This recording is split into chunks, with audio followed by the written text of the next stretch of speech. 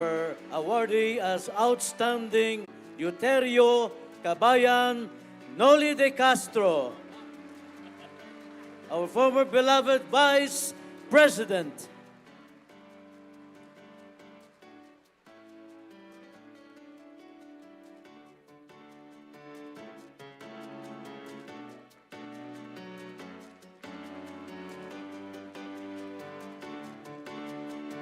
This certificate of appreciation is given to our awardee in deep appreciation for the invaluable support and contribution made to the success of the Public Attorney's Office. Given on the occasion of the 7th MCLE Accredited National Convention of the Public Attorneys on October 10 to 14, 2022 at the Philippine International Convention Center. Given this day of October in Pasay City, Philippines. Signed, Dr. Persida V.Rueda-Acosta, DSD, Chief Public Attorney. We shall now hear the response of our awardee.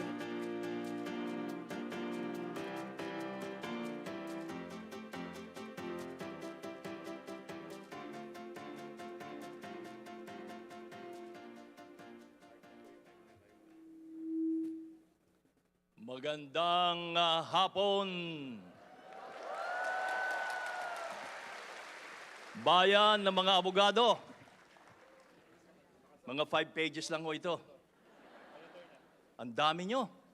Sabi ni attorney ay 250. 2,000 pala. Parang 2,551 yata sila. Sumobra ng isa. Natutuwa po ako dahil karangalan ko po na nasa harapan ako ng mga abogado ng bayan. Alam mo na Attorney Persida na kayo ang takbuhan ko kapag meron nung lumalapit sa atin na walang abogado, pero siyempre naapi. Lalo na po ngayon, wala ka nang hanap buhay, nagkakaso ka pa, tapos wala ka pang abogado, paano na ho ang gagawin natin? Kanina pinag-uusapan namin ni Dr. Erfe, yun ang mga nagkakasakit na hindi na makarating sa doktor. Buti ngayon at yung mga nagkakakaso ay may abogado pang natatakbuhan. Katulad ho ninyo. Kaya kami nagpapasalamat ho sa inyo. Huwag kayong susuko, ha?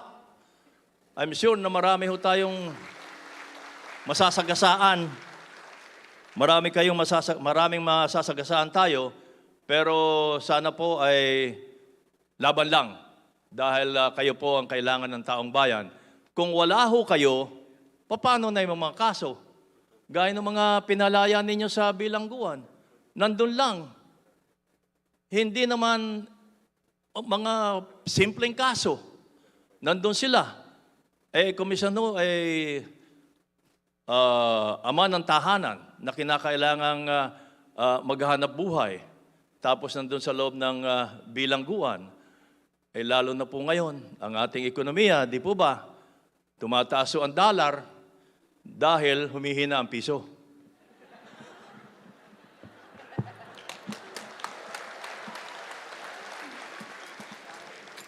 Mahina ang piso kaya mataas ang dollar. Ay, nako.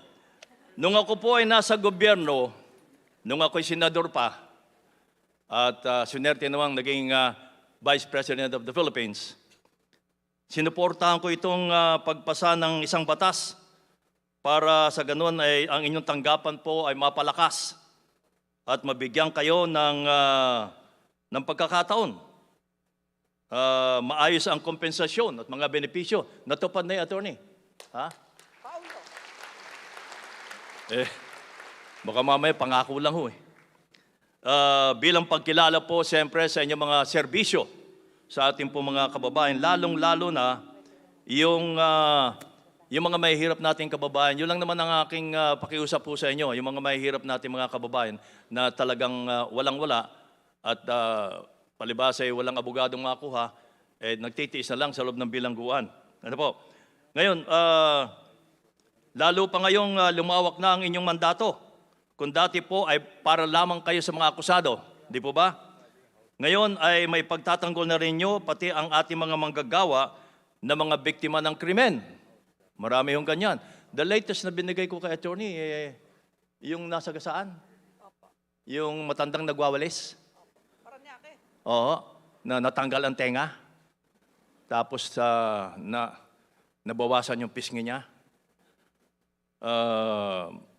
Yun, ewan ko, naibalik na yung tenga, artificial, sa Philippine General Hospital. Wala, yung matanda na yon, ang sabi ko sa amin ng kamag-anak, ayaw niyang huminto sa pagtatrabaho. 63 years old. Ayaw niyang huminto. Kita naman niyo yung video, di ba? Oh. Engineer yung nakasagasa sa kanya.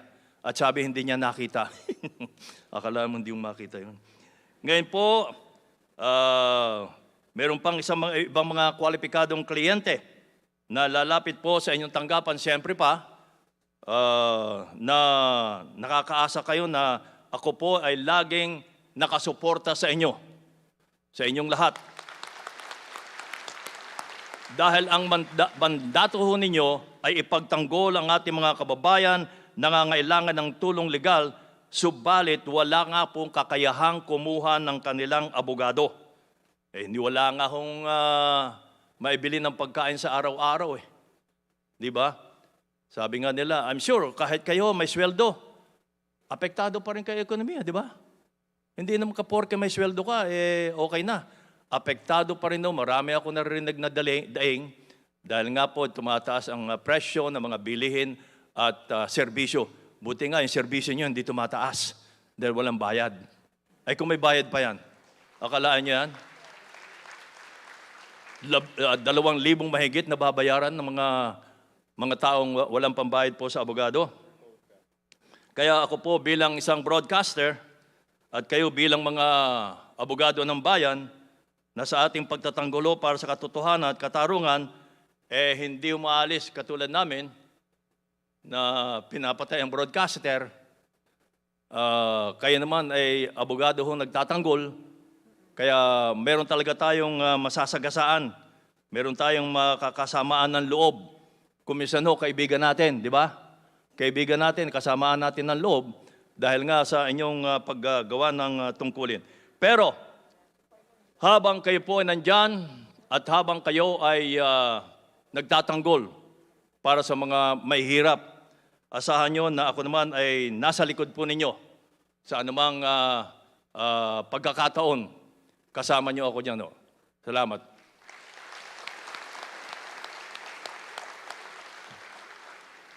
At marami ding salamat po dito sa parangal na pinagkaloob nyo sa akin.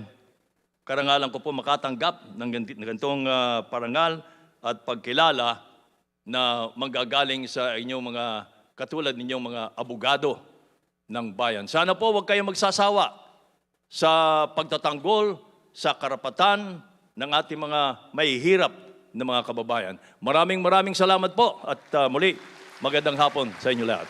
A former Vice President, Angkor TV Patrol, ABS-CBN, our awardee as Outstanding Broadcaster, Mr. Manuel Euterio Cabayan Noli de Castro, Jr.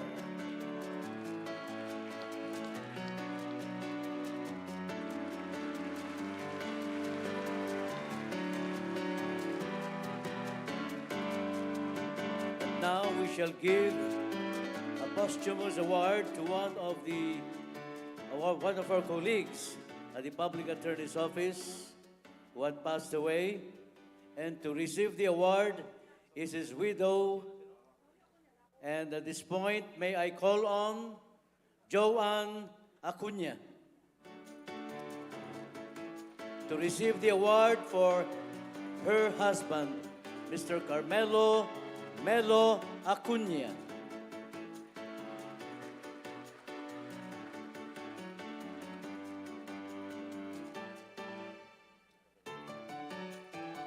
To confer the award is our Chief Public Attorney, Dr. Persida V.Rueda-Acosta, DSD.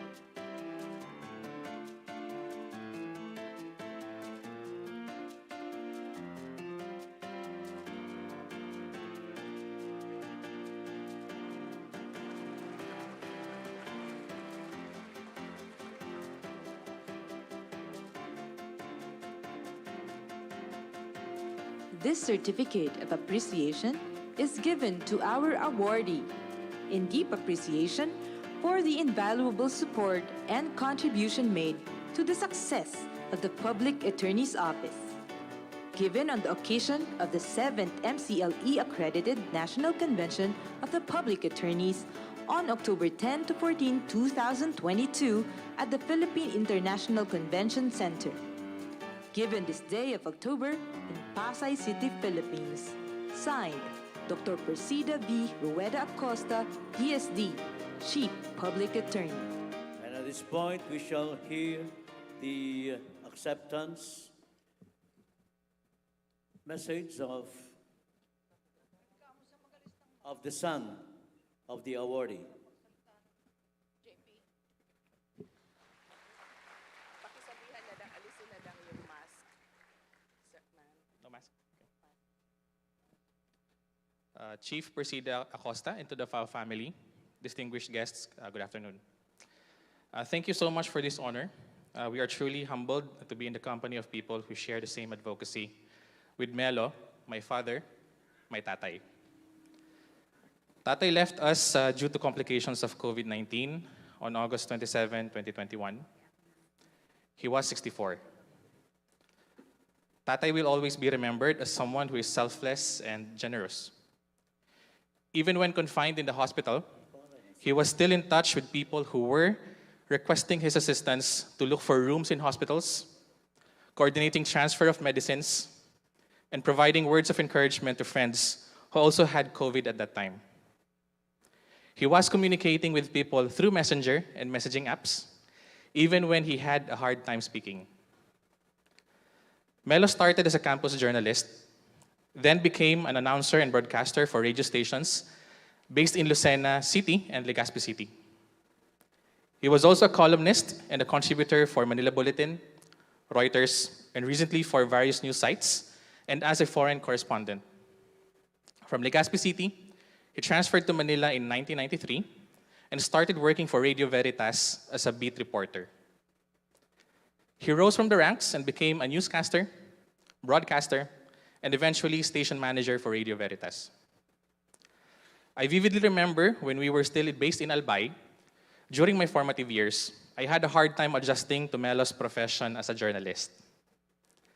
The nature of his work required him to be away from his family to cover for his beats and report on noteworthy events from Bicol. There was a time when I asked what he did and where he went for the day. He just replied, "Galing lang kanina sa Masbate, helicopter. Eto siopaw, pasalubong." Of course, with a smile. Since then, my interest shifted from the pasalubongs and helicopter rides into what he actually did for his work. I am fortunate that I get to understand the underlying stories behind the headlines. I tagged along my father when he worked, so I get to meet newsmakers, while that the other kids only get to see these newsmakers in their television screens. When kids my age get bedtime stories, I get early appreciation for the Philippine current events and politics. Because of this experience, I had this idea that media men will always go the extra mile to get their facts correct, especially before the internet came into the picture. To my tatay, the integrity and accuracy of the facts do make or break the news. He also shared that the only thing he can give to me as inheritance is that our family name remain with the highest degree of integrity.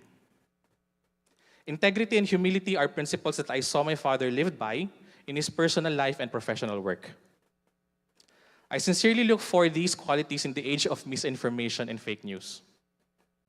It was pleasant to hear from friends and colleagues say kind words about him. The Defense Press Corps said that his no-nonsense approach and news served as a beacon for the younger generation of journalists. He would provide leads, share his contacts, and give pertinent pointers on the beat. Many of his colleagues remember how he helped them by connecting the sources to other journalists.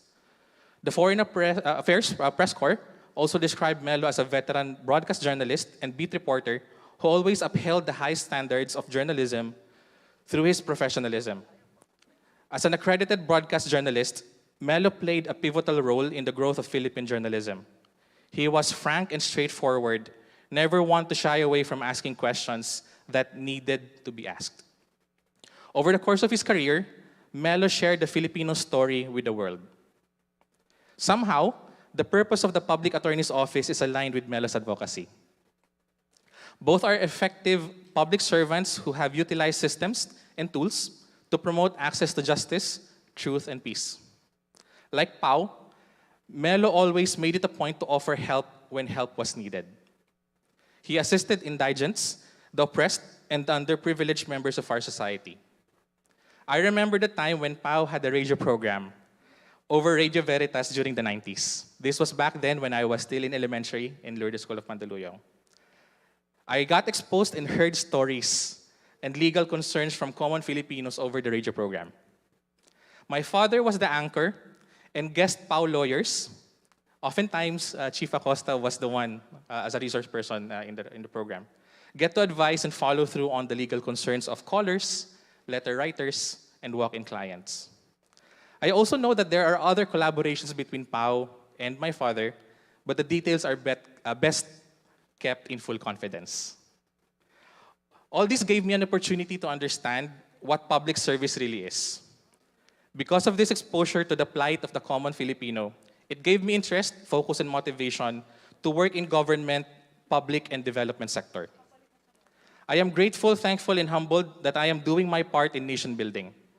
I am currently advising and working with several government agencies in the Philippines, supporting various flagship programs through information technology and data management.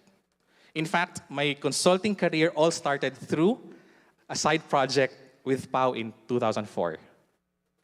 I can attest and say that Pau had an impact on me, personally and professionally, through my father. Since retiring from Radio Veritas, my father hosted and organized weekly forums where government officials, political analysts, subject matter experts, and thought leaders tackled major news events and put key issues into its proper context. These roundtable discussions became a bastion of open discourse and free speech. Oftentimes, these forums became sources of news and video footage for the nightly broadcast and next day newspaper publications. These experiences kept Melo grounded. He nurtured and developed budding journalists who has in turn influenced people's way of thinking. This helped them realize the potential of their professions to truly make a difference. Melo's contributions have always been a beacon of integrity in the professional practice of journalism and public service. This recognition today is well-deserved. He guided us in what truly matters, be a man in the service for others, and help the marginalized in our society. These are words that mean everything to us, his family. I saw my father as a journalist, while at the same time creating a positive impact on people, and he helped throughout the years. His colleagues may say sayang, but because he left us too soon. But for us, me and my mother, Jonna, it was not a loss when Melo left. What he imparted in this world to his colleagues and other people will never equate to anything far more than the knowledge, generosity, and selflessness. It is enough that many people attest to that. For Melo, that's what's important. On behalf of Melo, thank you for the honor bestowed on him. To continue on my father's legacy, we remain committed in what PAO stands for.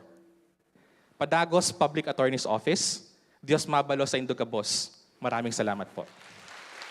A man for service to others, our posthumous awardee as Outstanding Broadcaster, Carmelo Melo Acuña. And we wish to thank Madam Joan Acuña and son for sharing with us this momentous event. Thank you very much. At this juncture, the Public Attorney's Office, through the Chief Public Attorney of the Philippines, Dr. Persida V.Rueda-Acosta, awards the Lady Justice Statuette to no less than Miss Rosario Araha as Outstanding Reporter. Miss Rio N. Araha is a journalist and an author of Manila Standard. Conferring her award is no less than the Chief Public Attorney of the Philippines, Dr. Persida V.Rueda-Acosta, DSD.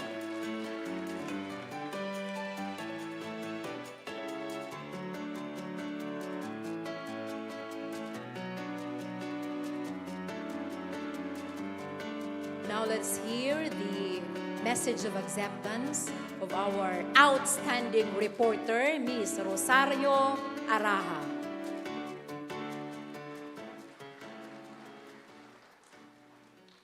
Thank you, Chief. Good afternoon.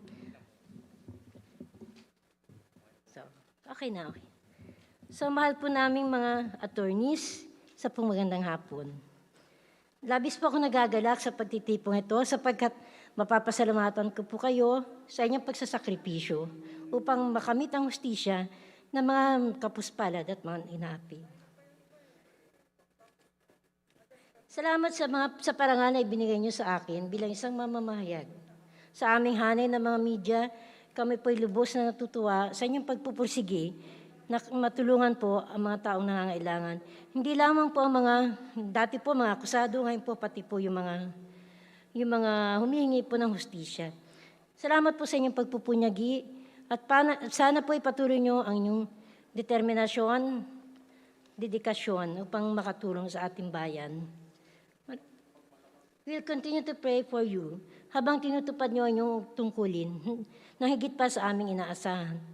Maraming pong salamat sa inyo at muli, magandang hapon sa inyo.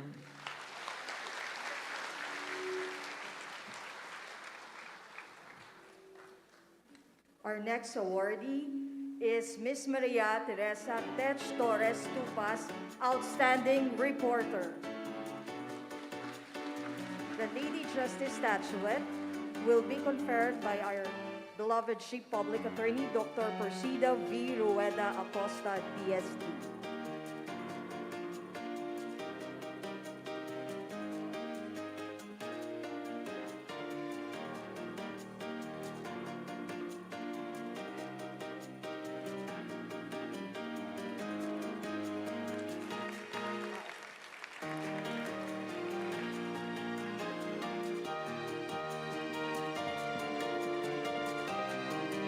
We would like to request for a response for our awardee as Outstanding Reporter.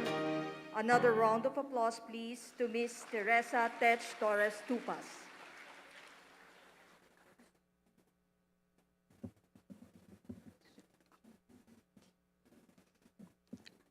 Good afternoon po sa inyong lahat. Yung mga storya ng PAO, yung isa sa mga pinaka-paborito kong isulat kasi nakikita mo na yung mga mahihirap, may access sa justice, at saka yung mga may problema sa buhay. Meron silang malalapitan. Kaya isa sa mga pinaka-paborito kong isulat yung mga storyang galing sa PAO. Ngayon, ako kasi bilang reporter, ang trabaho ko is to get the facts, to tell the truth, kahit to the point na kahit hating gabi, kitukulit ko si Pao Chief para sa mga detalye ng mga storya na isusulat ko the following day or i-break ko for the same day. Kaya napaka-special for me na na-appreciate yung ginawa ko, kaya yung trabaho ko. Kaya thank you sa lahat, tsaka thank you kay Pao Chief. Tuloy-tuloy lang po yung paglilingkod ng Pao. Salamat po. Ms. Tech Torres is a columnist, a news writer of Philippine Daily Inquirer and Inquirer.net. At this juncture, the Public Attorney's Office, through the Chief Public Attorney of the Philippines, awards the Vice President of Quezon City Press Club, no less than Mr. Arlie O. Calalo as Outstanding Reporter. Mr. Calalo is a journalist for the Manila Times and Board of Director, National Press Club. Now let us hear the response from our Outstanding Reporter.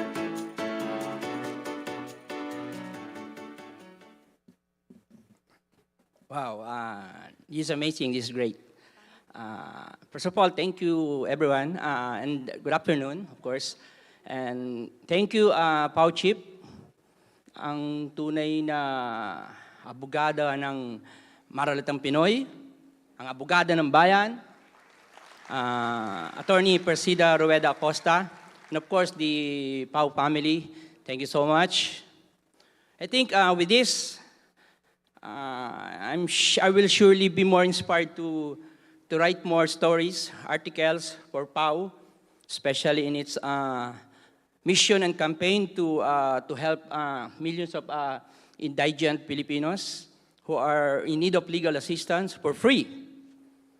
So thank you really, Pau. And then, of course, I have to thank my big bosses at the Manila Times. Of course, my stories will not land on Manila Times without them, of course. I thank my boss, Sir, the main man, Sir Dante Ang, and equally the best, the son, Boss Klink Ang, the second. Of course, my two kindest and very understanding managing editors, Miss Lynette Luna and Miss Lina Calsochua. Thank you so much, of course, and the entire Manila Times family. Thank you. And wait, of course, my other family, the tabloid Remate, where I regularly write my column articles entitled Good Riddance. Thank you, my boss, Sir Benedict Antiporda, the son of quite popular, the very energetic and what you call the very energetic Benny Antiporda, the National Irrigation Administrator, also a former colleague. Thank you so much. Of course, my editor-in-chief of Remate, Miss Lydia Bueno, the current and first ever woman president of the National Press Club, where I used to sit as member of the board for 8 years. Of course, the Remate family, and then my boss there, my other editors, Boss Pudi Cabalbag and Miss Leia Botones, also a contemporary. Thank you. And then the Remate family, of course, thank you. And then with this one, I share it with you. Thank you. Thank you so much.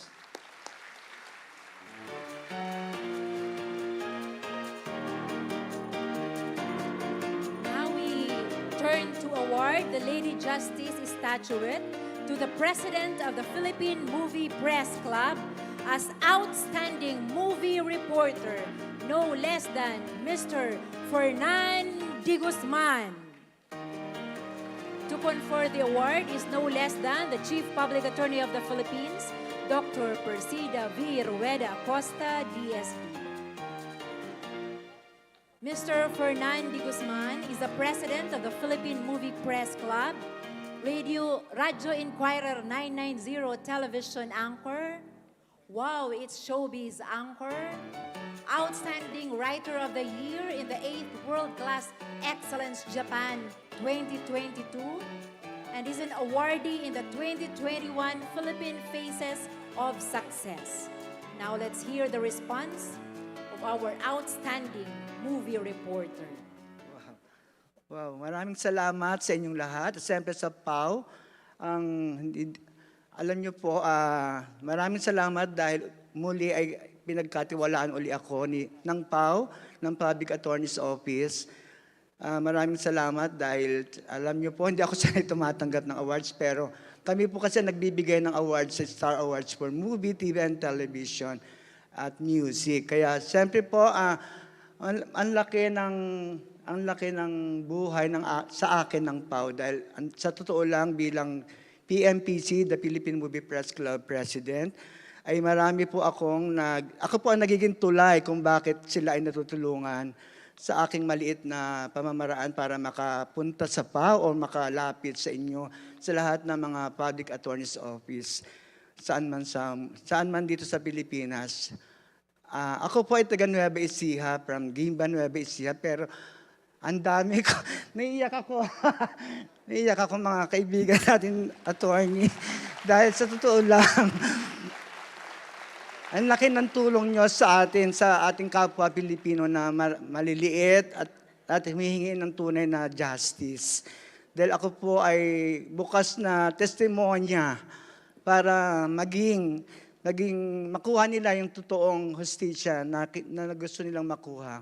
Kaya kung wala ang PAW Office, siguro marami tayong mga kaibigan o mga kakilala, pamilya na hindi maipaglalaban ang kanilang pinaglalaban sa buhay. Ayan, thank you. Naiyak ako dahil totoo po. Kasi po ako ay totoo dahil ako po ay maraming natulungan na kaibigan na talagang gusto nilang ipaglaban sa huli hanggang sa huli. Kaya kung wala kayo, wala po kami maipaglalaban, walang tutulong sa amin. Thank you, PAW, Public Attorney's Office, mabuhay kayong lahat.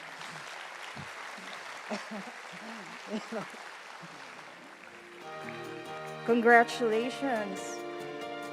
Now we call on our next awardee, the PAW's Outstanding Civic Servant. Let us call on Dr. Ricardo Rick D. Florencio IV, Secretary General, Katipunang Pamilyang Pilipino. Our Lady Justice statuette will be conferred by our beloved Chief Public Attorney, Dr. Persida V.Rueda-Acosta, DST. Dr. Ricardo Rick Florencio is the Secretary General, kapisana ng mga komentarista ng Pilipinas, founder of the Duterte Think Tank Working Group, founder and chair of the Christian Peace Alliance, Board of Trustee of the Philippines Chamber of Commerce, Quezon City, President of the Philippine American Group of Educator and Surgeons Foundation, President of the Republic Renaissance Group. Again, ladies and gentlemen, our outstanding civic servant, let us give a round of applause to Dr. Ricardo Rick D. Florencio IV. Magandang hapon po sa inyong lahat. And I would like to extend our deepest gratitude una-una sa inyo pong mga abogado, kay ating PAW Chief Attorney V.Rueda-Acosta, which we awarded ni Attorney, tatandaan nyo, yung unang-unang award po ng Citizen National Guard, ibinigay po namin kay Attorney Persida-Acosta.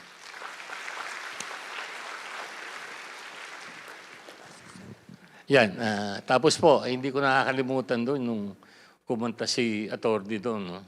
Napakaganda nung kanta, nag-request pa kami ng isang kanta pa. Kaya sigurado, alam nila Attorney na napakaganda nating na kumanta, no? Which kailangan niya dahil maraming gustong tumakbo si attorney, maging senadora o sa higher position. Alam niyo po, Attorney Acosta, itong convention natin, lahat po sila abogado, no? Pero alam ba niyo, meron akong pamangkin dito? Ha? Ang pangalan po niya Attorney Katrina Joy Ilagan. Nasaan po si Attorney Ilagan? Ha? Asa si? Ha? Ayun. Oh, hello, no? Halika dito, iha. Sama.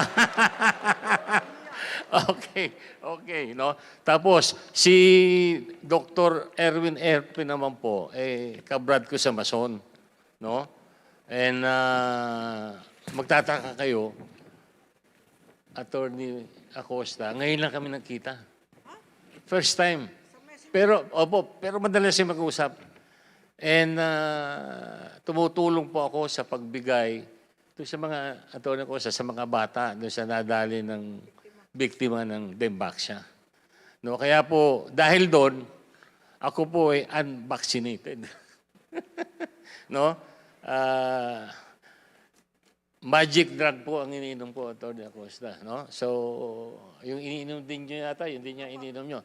So, ako po ay taus-pusong mula sa puso ko, sa partido namin, sa pamilya, tinatanggap ko po ito at marami pong salamat sa inyo lahat. Mabuhay po kayo. Congratulations, sir.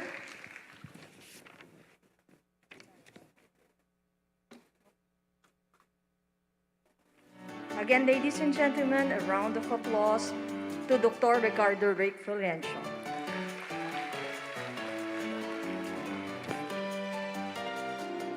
Our next awardee is an External Affairs Chairman, Federation of Filipino-Chinese Chamber of Commerce and Industry.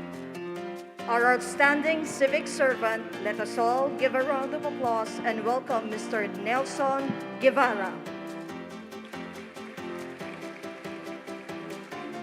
To present the Lady Justice Statuette and to confer the award, our beloved Chief Public Attorney, Dr. Persida V.Rueda-Acosta, DSD.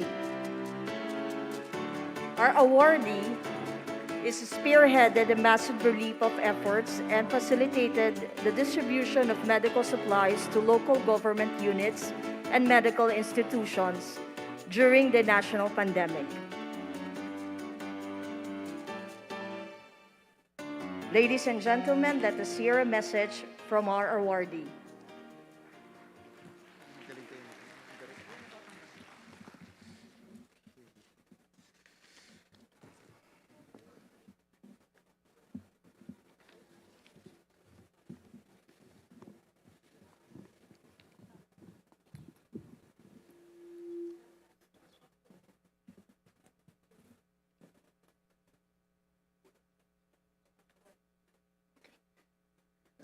Good afternoon po.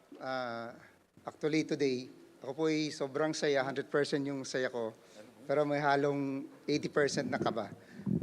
Bakit po? Dahil first time ko po humarap sa ganung kadaming tao, hindi lang ordinaryong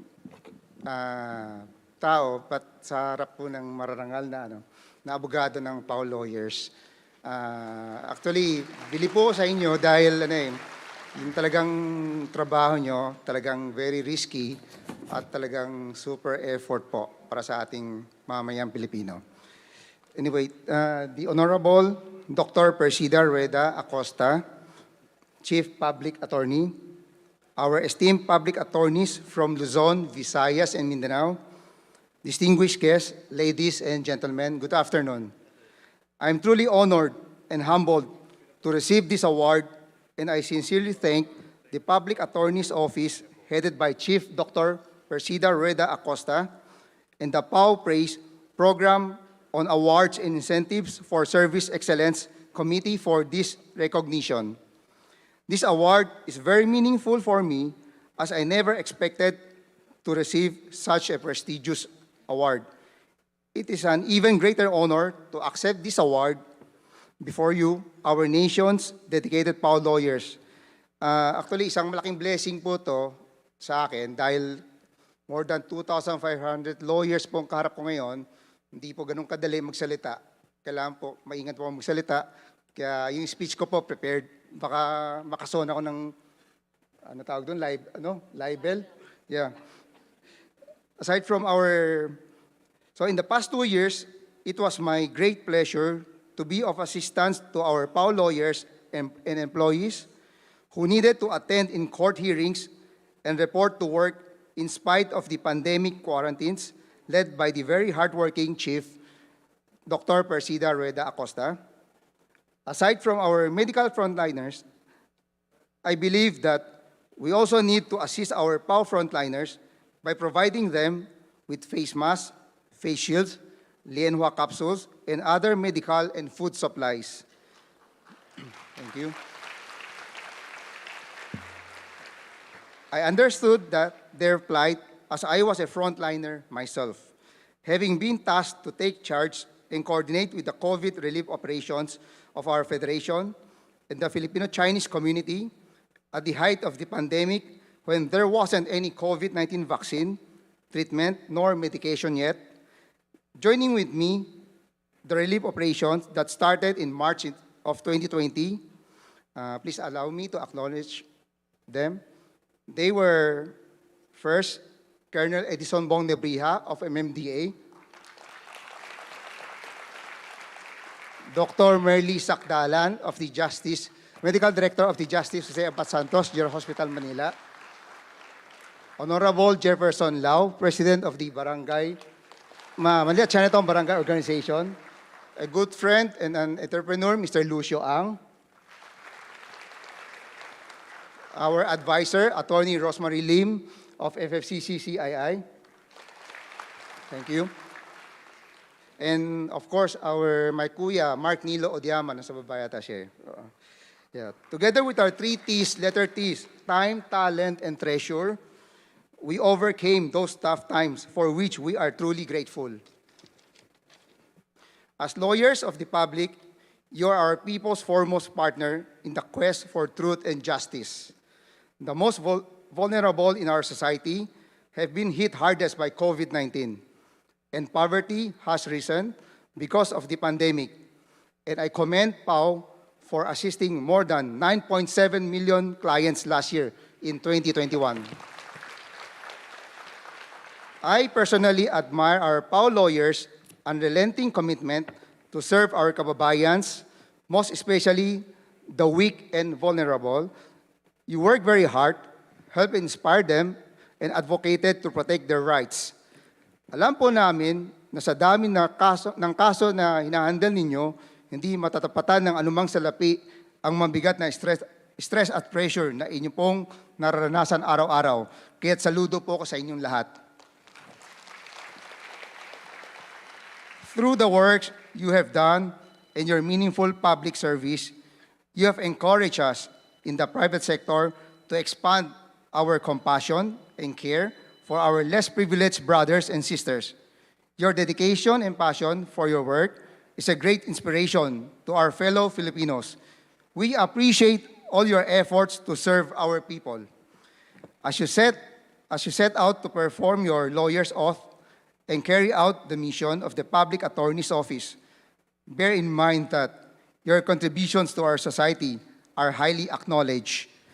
The Public Attorney's Office is truly one crucial part of our justice system, without which no true justice can be dispensed. Finally, I would like to congratulate PAO Chief Dr. Persida V.Rueda-Acosta and her team for this successful week-long convention, the 7th Mandatory Continuing Legal Education Accredited National Convention of Public Attorneys. Muli, maraming salamat po sa award na ito. Mabuhay ang ating PAO lawyers, mabuhay ang Public Attorney's Office. Thank you and God bless us all. Again, congratulations, and let us give a round of applause to our awardee, Outstanding Civic Servant, Mr. Nelson Guevara.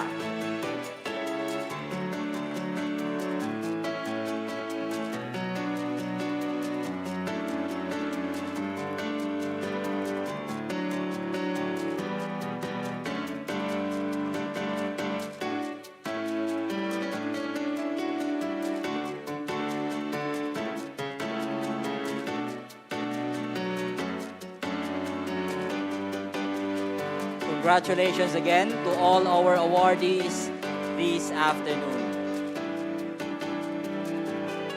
Sa lahat ng ating mga public attorneys who are still inside the convention hall, are you still with us? Pakilakasan, are you still with us? With that assurance, ladies and gentlemen, having been expressed collectively by all participants, public attorneys inside this convention hall, we now gather our full attention to the MCLE proper. Ladies and gentlemen, we now give way to our very first MCLE speaker this afternoon. Appointed presiding judge at Branch 230 Quezon City in 2015, our next speaker is an expert in criminal law and procedure, corporation law, and civil law and procedure. Her numerous convictions include capture of the city's most wanted carnappers.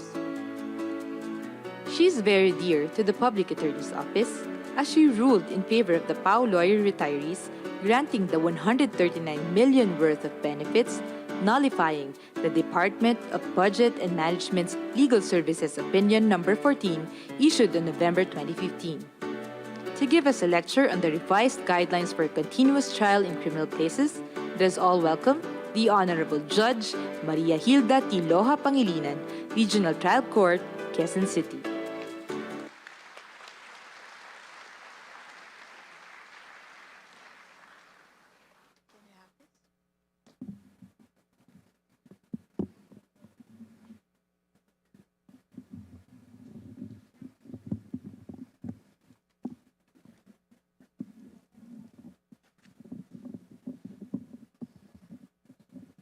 Can I remove this, please?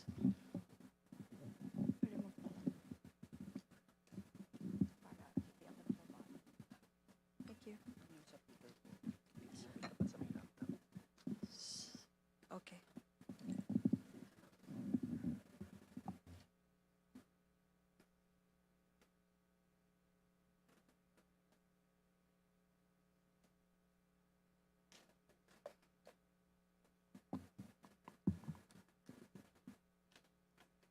Magandang hapon po. Maayong hapon sa inyong tanan. Naimbag amalem. To our distinguished and beloved Chief Persida Acosta, to our Deputy Mosing, to the strong, learned women and men of the Office of the Public Attorney,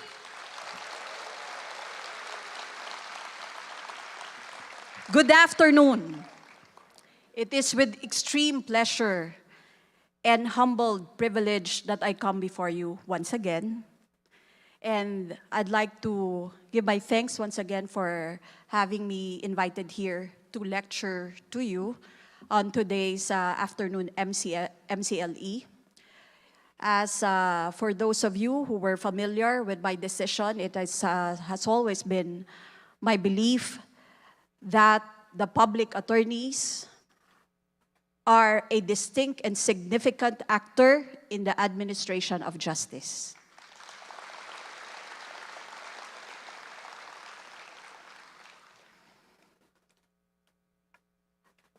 And because of that, we would like to express gratitude to your chief and to your office for its continuous effort to professionalize your ranks. I think everybody appreciates that, no?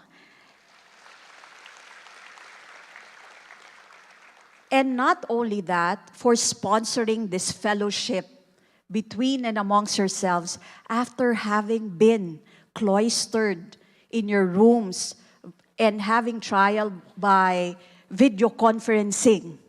We now see each other's faces. At meron na kayong mga pantalon. Hindi na po kayo naka-shorts. No? At naligo na po kayo. So, you were with us during the 2.5 years that we were cloistered and conducting video conference. So we go back to work, huh? How about that? So let's begin.